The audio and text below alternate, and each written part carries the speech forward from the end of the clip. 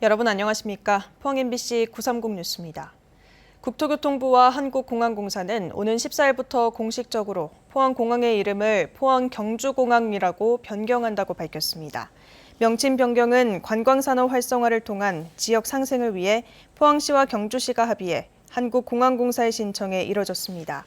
이후 공항공사 명칭 변경 심의위원회와 국토부 항공정책위원회 심의를 거쳐 변경안이 확정됐습니다.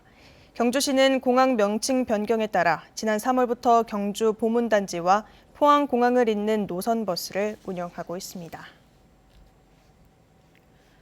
국가철도공단이 지난해 폐선된 울산 포항 동해 남부선과 신경주 영천 중앙선 경주 구간의 개발 사업을 민간 제안을 통해 시행하기로 하고 오는 10월 11일까지 공모합니다. 공단은 아화역에서 서경주역을 A 구간으로, 부조역에서 경주역은 B 구간, 동방역에서 모화역은 C 구간으로 나눠 각각의 구간에 대해 동시에 공모를 시행합니다. 이번 공모를 통해 경주의 역사적 테마를 바탕으로 폐역과 폐선로를 활용한 다양한 개발 컨셉을 발굴하고 천년고도 경주의 가치를 높일 수 있는 관광산업시설과 복합문화공간을 조성할 예정입니다.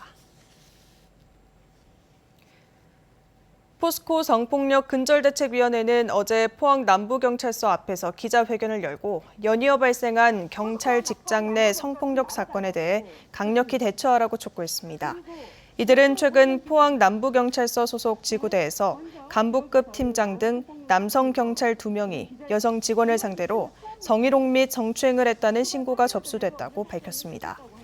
또 4개월 전에도 이와 비슷한 사건이 발생했다며 성범죄를 예방하고 피해자를 보호해야 할 경찰 조직 내부에서 성폭력 사건이 잇따른 데 대해 심각한 문제가 있다고 비판했습니다. 대책위는 포항 남부경찰서가 직장 내 성폭력 사건을 철저히 수사해 가해자를 엄중 처벌하고 성차별 문화 개선 대책과 재발 방지책을 조속히 수립하라고 촉구했습니다. 포항에서 새끼 고양이를 학대해 죽인 혐의로 체포된 30대가 2019년과 2020년에도 고양이 학대 범행을 저지른 것으로 나타났습니다. 포항 북부경찰서는 지난달 21일 포항의 한 초등학교 앞 골목길에서 새끼 고양이를 학대해 죽게 한 혐의로 30대 A씨를 구속했다고 밝혔습니다. 경찰은 A씨의 여죄 수사 과정에서 2019년부터 2020년 사이 포항 지역 한 대학에서 발생한 길고양이 연쇄 학대 범행도 일부 저질렀다고 진술한 것으로 알려졌습니다. 또 A씨는 지난 2020년 3월 포항 시가지에서 고양이 한 마리를 죽인 뒤 사체를 골목길에 매단 혐의도 받고 있습니다.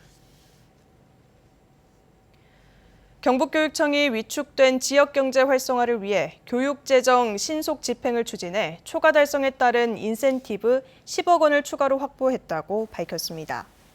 경북교육청은 부교육감을 단장으로 하는 재정집행점검단을 통해 교육재정 집행의 효율성을 매달 점검하고 있고 하반기에도 적극적으로 재정을 집행할 방침이라고 밝혔습니다. 경북도 내 학생대표 23명으로 구성된 경북학생자치참여위원회가 발대식을 갖고 본격적인 활동에 들어갔습니다.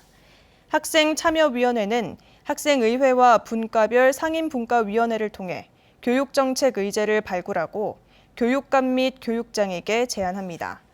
또 각 학교의 학생자치 확대를 위해 노력하고 학생자치 관련 예산은 직접 운영합니다. 경북교육청은 학생 자치와 참여를 위해 각 학교의 학생 자치 공간 구축과 운영비를 지원하고 있습니다. 경상북도는 과학기술정보통신부의 인공지능 학습용 데이터 구축 지원 사업에서 3개 분야에 선정돼 국비 63억 원을 확보했습니다.